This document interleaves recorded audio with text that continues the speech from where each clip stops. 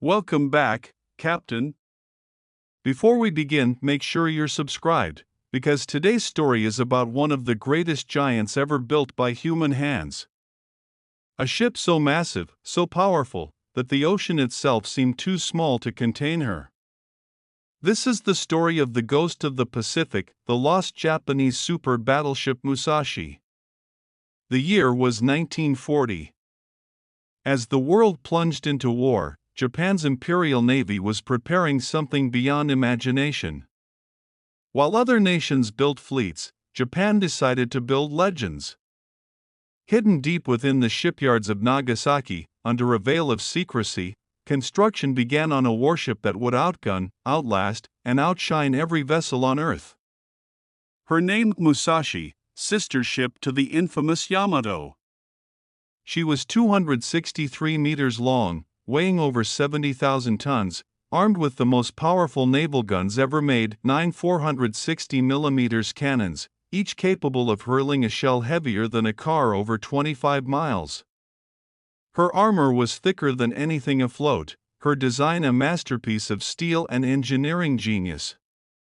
When she was launched, even the Japanese builders stood in awe. She was not just a ship. She was a floating fortress, a symbol of Japan's rising power, a weapon meant to decide the fate of oceans. But the world was changing. As the Musashi prepared for battle, the age of battleships was ending. The skies would soon rule the seas. Still, when Musashi set sail in 1942, her presence alone was enough to shake Allied intelligence. American pilots who first saw her described her as an island moving through the sea. Her sheer size defied belief. The Imperial Navy considered her unsinkable, the ultimate expression of Bushido at sea. And yet, fate had other plans. For 2 years, Musashi sailed across the Pacific, serving as the flagship of the combined fleet, carrying Admiral Isoroku Yamamoto, the architect of Pearl Harbor. But she saw little direct combat. Japan kept her hidden, afraid of losing its greatest pride. Then came October 1944, the Battle of Leyte Gulf, the largest naval confrontation in history. Japan launched Operation Shogo, a desperate gamble to crush the American landings in the Philippines. Musashi was ordered to sail straight into the heart of the U.S. fleet. On the morning of October 24, as she crossed the Sibuyan Sea, the horizon filled with specks, hundreds of American carrier aircraft. The attack began. Dive bombers screamed down from the clouds, torpedoes streaked through the water, explosions tore across her decks. The first wave struck at 10:30 a.m., then another, and another. By the afternoon, Musashi had been hit by 17 bombs and 19 torpedoes. Her armor crumpled. Fires raged. Flooding spread through her massive hull. Yet she refused to die. Her crew fought like demons, sealing compartments, returning fire, refusing to abandon ship. Survivors later said it was like watching a mountain burn and bleed. By sunset, Musashi was barely moving. Her list deepened. Her engines failed. As night fell, her captain, Vice Admiral Toshihiro Inaguchi, gave his final order to save the crew. He saluted the rising sun flag, entered the bridge, and went down with his ship. At 7:36 p.m., the Musashi rolled onto her side and slipped beneath the sea, taking more than 1,000 men with her. She vanished into the black depths, leaving only oil, fire, and silence. For decades, she remained lost, a ghost of the Pacific. No one knew where she had fallen. Then, in 2015, billionaire explorer Paul Allen and his team finally found her, resting nearly 3,000 feet below the Sibuyan Sea. Her giant guns still pointed toward the sky. Her hull, scarred but proud, stood as a monument to those who died aboard her. Even after 70 years, she looked like a sleeping titan. Today, the Musashi lies in peace, a cathedral of steel beneath the waves, untouched, eternal. The ocean has taken her, but her legend sails on. She was built to dominate the seas, and in a way, she still does. Because while planes may have ended her reign, no one ever forgot her name. The Musashi, the ghost of the Pacific, the last of the steel gods. Even now, the name Musashi echoes through history like thunder across the Pacific. She was not merely a ship, she was a nation's pride made steel. A monument to ambition, and a warning to the world that even giants can fall. After her loss, survivors spoke of her final hours with trembling voices. They said the air above the Sibuyan Sea was filled with smoke so thick it turned the sun red, and the water burned with floating oil. Hundreds of men clung to debris, their faces lit by the glow of their dying warship. Some sang the Japanese naval anthem as the Musashi's stern rose from the waves, her enormous propellers turning one last time before the sea swallowed her whole. Others swore they saw her still, her silhouette shimmering through the smoke, refusing to vanish. For the Imperial Japanese Navy, the death of the Musashi marked the beginning of the end. The once mighty fleet that had dominated the Pacific was now bleeding from every direction.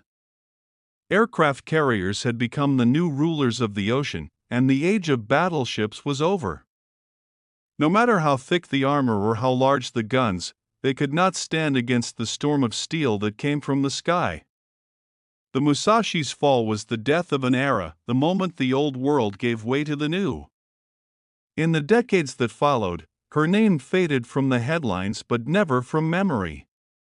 Divers, historians, and dreamers searched the deep, trying to find where she rested.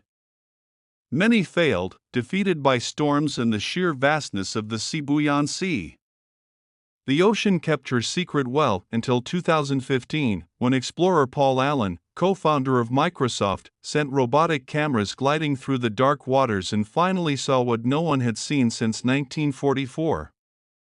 The first images stunned the world. Her guns, the largest ever mounted on a ship, still pointed upward, silent but majestic. The rising sun emblem was faintly visible on her hull, her massive pagoda tower collapsed but recognizable. The seabed around her was scattered with remnants of her final battle, shells, helmets, and twisted steel. It was as though time had stopped at the exact moment of her fall. When the discovery was announced, Japan mourned again. Former sailors who had served aboard the Musashi as young men bowed their heads, tears streaming down their faces. For them, she was more than a ship, she was a memory of youth, of loyalty, of loss. They called her Musashi-sama, Lady Musashi, and spoke of her with the same reverence one would give to a fallen warrior. Even now, she rests peacefully beneath the Pacific, a silent witness to the rise and fall of empires. The ocean guards her as it guards all who have gone before, covering her scars with coral and stillness. No longer a weapon, she has become a shrine, a reminder of the courage and madness that defined a generation. The Musashi story is not just about destruction. It is about transformation, the moment humanity realized that no matter how strong we build, how proud we stand, the sea will always have the final word.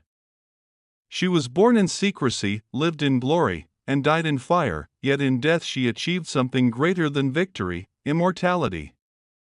Today, when storms sweep across the Sibuyan Sea, some sailors say the waves rise higher there, as if moved by something beneath. And on moonlit nights, a shadow is said to drift below the surface, enormous, silent, and unmistakable. They call it the ghost of the Pacific. The Musashi may have fallen, but her legend endures, a titan sleeping beneath the waves, her story written not in ink, but in steel, salt, and memory. In the years after her rediscovery, researchers continued to study every inch of the Musashi's resting place. What they found revealed more than a sunken warship, it told the story of an empire's final breath. Her hull was split cleanly in two, proof of the brutal punishment she had endured. Around her, Pieces of armor plate lay half buried in sand, each twisted by explosions so powerful they had bent steel as if it were paper. Yet, remarkably, parts of her remained untouched. The massive turrets still sat in place, their barrels pointing upward as if still defying the sky that had doomed them. The rising sun crest on her bow, though scarred, still shimmered faintly beneath the light of the remotely operated submersibles.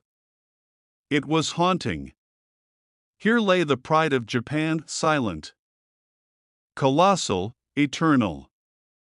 Nature had claimed her, but she had not vanished. Instead, she had become one with the sea itself. Fish swam through the gaps in her armor, coral slowly crawling across her decks. What had once been a machine of war was now a cathedral of peace, a monument to all who had perished on both sides of the Pacific. Historians often call the Musashi the last of the steel gods, and it's true. She represented the very peak of battleship design and the moment of its extinction. Built for duels that never came, she entered a world already ruled by aircraft and carriers. The battle that killed her was more than just a tragedy, it was a symbol of how warfare itself had changed forever. Her loss left the Japanese Navy broken. By the time her sister ship, the Yamato, sailed on her own suicide mission in 1945, Japan already knew what fate awaited her. The Musashi had shown them that even gods could bleed. And yet they sent her anyway because honor demanded it. Because the Musashi's death had become a rallying cry, proof that courage meant more than victory. Decades later, when divers first saw her again, they said the water around her was unnaturally still. The camera lights flickered, and through the haze appeared her enormous hull, standing proud against the darkness. It was as if she had been waiting, patient, dignified, unbroken. One diver whispered through the radio, "She's still guarding the sea." And maybe she is. Maybe some ships never truly die. The Musashi was forged not just from metal, but from the spirit of the men who built and sailed her, men who believed in something larger than themselves, even as the world changed around them. Today, her name carries both awe and sadness. In Japan, schoolchildren still learn about her not as a weapon, but as a story of sacrifice, innovation, and destiny. Documentaries, books, and exhibitions continue to retell her tale. Yet no words can fully capture what she was. To see her in the mind's eye is to feel both pride and sorrow, to understand the thin line between glory and ruin. Beneath 3,000 feet of water, in a place untouched by light, the Musashi still rests. Her guns are silent, her decks covered in coral, her bridge collapsed into shadow. But her soul endures, carried in the memories of those who still whisper her name, in the roar of waves that crash against forgotten shores, and in the timeless hum of the ocean that keeps her secret. The Musashi was built to rule the Pacific, and in her own way, she still does. Not through fear or power, but through legend, a ghost that reminds the world what it means to dream too greatly, to fall too hard, and to be remembered forever. The ghost of the Pacific, Musashi. The battleship that defied time itself. And so, beneath the dark waters of the Sibuyan Sea, the Musashi sleeps, silent, colossal, eternal.